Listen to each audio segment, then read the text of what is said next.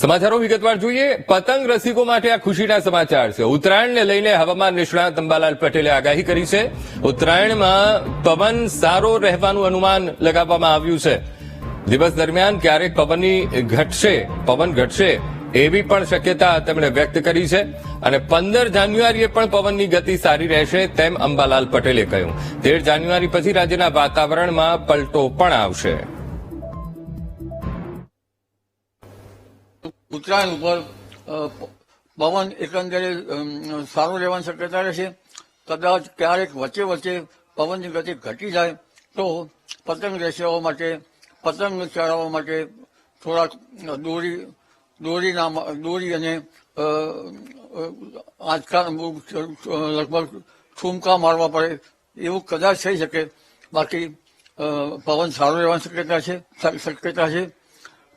15મી જાન્યુઆરીએ પણ પવનની ગતિ રહે અને પવન સારો રહેવાની શક્યતા છે.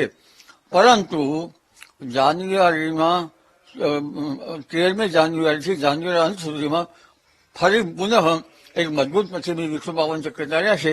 એટલે મધ્ય જાન્યુઆરી પછી પણ ગુજરાતના હવામાનમાં પલટો આવી શકે છે.